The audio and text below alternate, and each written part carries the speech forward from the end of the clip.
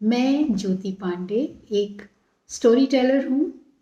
Indian language story tellers mandala के तहत, जो कि लोपामुद्रा मोहंती का एक बहुत ही प्यारा सा इनिशिएटिव है, उसके तहत अपनी बोली बघेली में आपके लिए एक कहानी लेकर आई हूँ।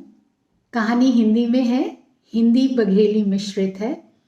बघेली मध्य प्रदेश के रीवा, सतना, उन सब राज्यों में बोली जाती है और बहुत ही मीठी बोली है। कहानी मुंशी प्रेमचंद की लोकप्रिय कहानियों में से एक है, बूढ़ी काकी। मुझे बहुत पसंद है, इसलिए मैं आपके साथ ये कहानी साझा करूंगी।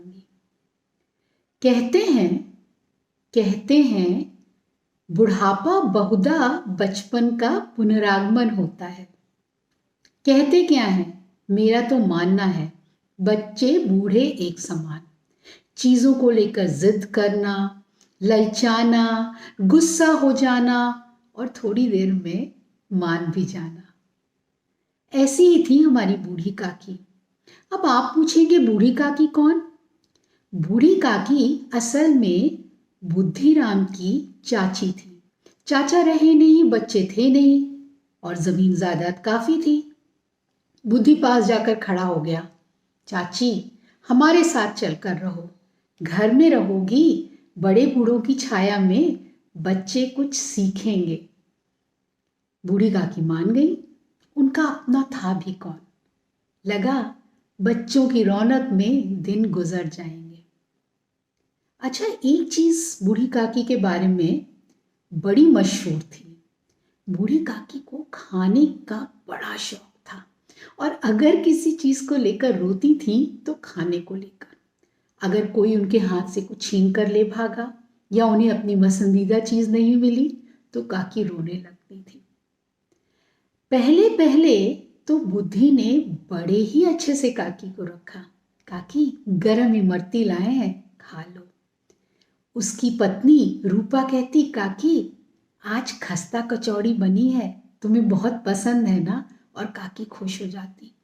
धीरे धीरे दिन बीतते गए और उन्हें काकी बोझ लगने लगी, क्योंकि जमीन जायदाद अब उनके नाम हो ही गई थी और काकी की तरफ कोई देखता भी नहीं था।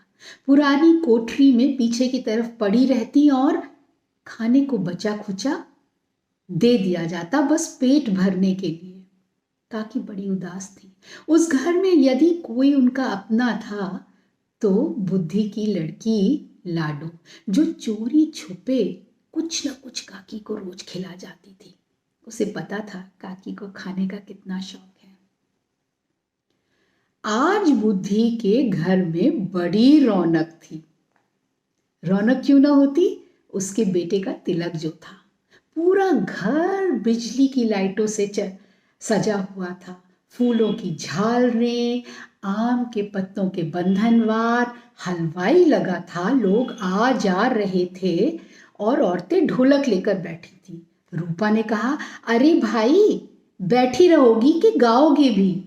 और औरतें गाने लगी, आए हैं तिलकारू हमरी गलिया, आए हैं तिलकारू हमरी गलिया। ये तिलकारू आंगन में पहुँचे, जब तिलकारू आंगन में पहुँचे, बिछ गई चंपा की कलियां, आए हैं तिलकारू हमरी गलिया, आए हैं तिलकारू हमरी गलिया। बूढ़ी काकी भी आस लगाए बैठी थी, बड़ी खुश थी कि कब उन्हें कोई आकर कहे कि चलो काकी बाहर बैठो, और वो बाहर निकल कर जाए। बट किसी ने बुलाया नहीं। वह मन ही मन सोच रही थी, हलवाई लगा है, आज काका बनत होई, पूड़ियों बनी, कचौड़ियों बनी और तरी वाली सब्जी, बूंदी के रायता। आज जी भर के खाओ, केहू में संकोच न करब। पहले कचौड़ी खाओ, खस्ता कचौड़ी बूंदी के रायता के साथ, फिर पूड़ी तरकारी में डुबोए डुबोए के बोर बोर के खाओ, फिर बूंदी के लड्डू, के कितने दिनों बाद मौका आवा है जी भर के खाए का, आज हम संकोच तो करबे न करब। लेकिन काकी को किसी ने याद नहीं किया। बाहर मेहमान खाने के लिए बैठ चुके थे। वो बीच में एक बार घिसटती घिसटती गई। बुद्धि देखकर गुस्से से चिल्लाने लगा, हद करती हो काकी, जब देखो ये लालची जवान लपलपाती रहती है। अभी मेहमानों ने खाना खाया नहीं और तुम पहुंच गई। काकी को इतने सारे लोगों के बीच बड़ी शर्म आई। मुंह पीछे कर कर वापस चली गई। ठीक है तो कहा था, घर वाले थोड़ी ना पहले खाई हैं, पहले मेहमान खाई हैं, फिर हम सबका खाए का मिली। कमरे में बैठकर इंतजार करने लगी। शाम हो गई, मेहमान चले गए, तिलक करने वाले चले गए, औरतें ढोलक उठाकर चली गई, पर उन्होंने किसी ने नहीं पूछा। बुद्धि और रूपा ने तय कर लिया था, हद करती है, हमारी नाक कटवा दी सब मेहमानों के सामने आकर। आज इनको कुछ खाने को नहीं मिलेगा। रात हो गई थी, काकी को भूखे पेट नींद नहीं आई। इधर से उधर करवटें बदलती रही। तभी उन्हें दरवाजे पर खटखड़ाहट की आवाज सुनाई पड़ी। अरे कौन है? को आ हुआ है? काकी काकी दरवाजा खोलो, मैं लाडो। काकी ने दरवाजा खोला तो लाडो ने 2 कागजों में लपटी पूड़ियां उनके सामने रख दी। अपने हिस्से की पूड़ी बचा के लाई हूं। काकी ने जल्दी जल्दी पूड़ी खाई और लाडो ने पूछा, काकी भूख को शांत हुई?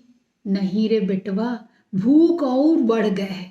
चला हमका ले चला जहां मेहमान खाइन रहे, पत्ता में कुछ तो बचे को हुई। और लाडली हाथ पकड़कर उन्हें वहां ले गई जहां मेहमानों ने खाना खाया था। जूठे पत्ते पड़े हुए थे, उनमें पूड़ी की खुरचन, कचौड़ी की, बूंदी के रायता दोने में और लड्डू के टुकड़े। काकी बैठ गई और निकाल निकाल कर खाने लगी। उन्होंने पूड़ी के टुकड़े खाए, थोड़ा सा रायता खाया।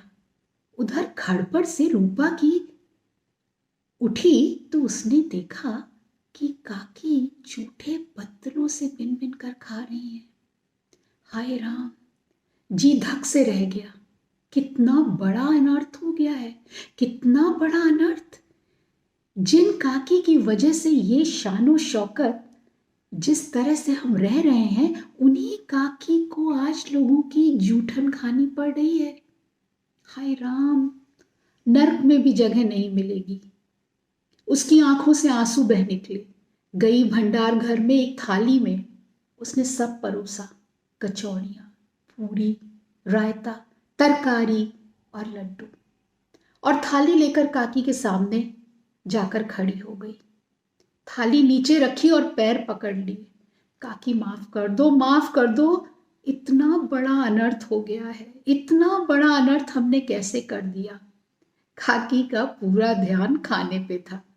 उन्होंने पहले कचौड़ी और रायता खाया, फिर उन्होंने पूड़ी तरकारी खाई और आखिर में लड्डू। जी भर गा आज हमार। का खाना बनाई से हलवाई, बढ़िया खाना बनाई से। अरूपा तय तो लक्ष्मी है, हमका जी भर के खाना खिलाए देस। जीती रहे, जीती रहे। काकी बार बार आशीर्वाद देती जा रही थी और रूपा की आंखों से आंसू निकल रहे थे। सच ही तो कहते हैं, बच्चे और बूढ़े एक से होते हैं, जल्दी मान जाते हैं।